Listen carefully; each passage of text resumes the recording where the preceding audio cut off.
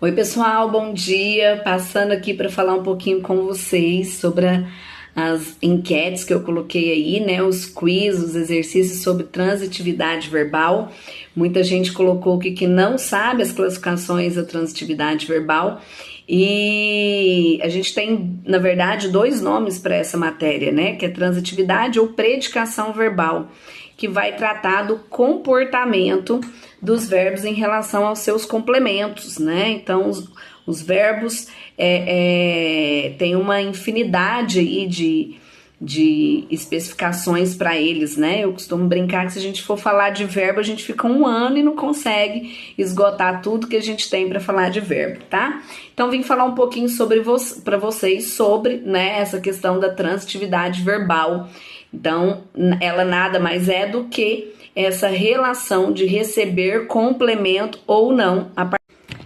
Pessoal, então a transitividade verbal nada mais é do que o comportamento dos verbos em relação ao recebimento de complementos ou não a partir da sua significação, né, do significado do verbo. Então, o que nós temos de transitividade aí de verbos, né, são os intransitivos, o transitivo direto e indireto, e os bitransitivos, que a gente pode chamar de transitivo direto e indireto ao mesmo tempo, e os verbos de ligação. Então, nós temos essas classificações aí a partir das transitividades do verbo, tá? Então, para falar um pouquinho sobre os verbos intransitivos são aqueles que não recebem complemento, né? Então, a sua significação ela é completa. Então, ele não tem necessidade de ter um complemento para complementar, né, a sua significação. E a gente pode trazer um exemplo de verbos intransitivos aqui. Então, um exemplo bem claro, né, de verbo intransitivo seria nessa frase, o balão caiu. Então, quando eu tenho esse verbo cair neste momento, ele é intransitivo porque eu não preciso de nenhuma outra informação, né, em relação a esse verbo para que ele transmita essa significação.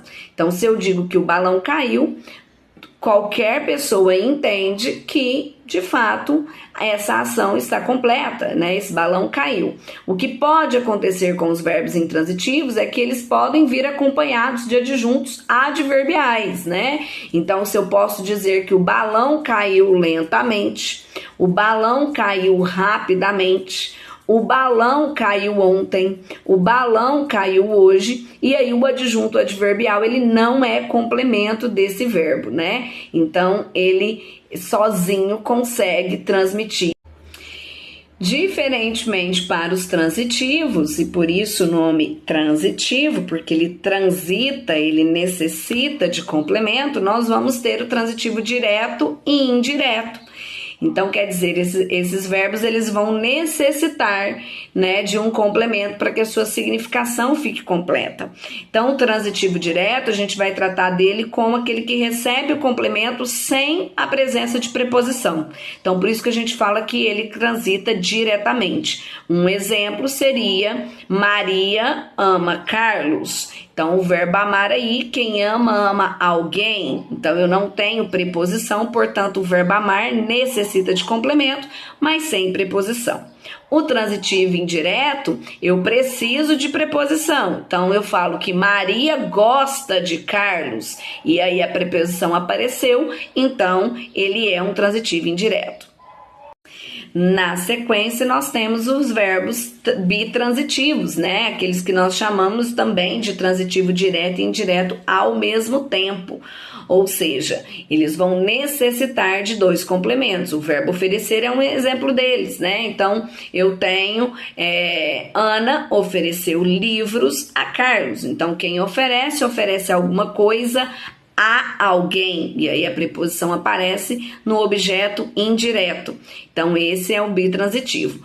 E por último, nós temos aí, né, os verbos de ligação, que são os verbos que expressam estado, permanência, continuidade, e a gente chama eles de ligação exatamente porque eles ligam o sujeito ao seu predicativo, eles são vazios de significado, né? Então, Maria está doente. Então, o verbo estar aí de ligação, dando essa ideia de estado, permanência.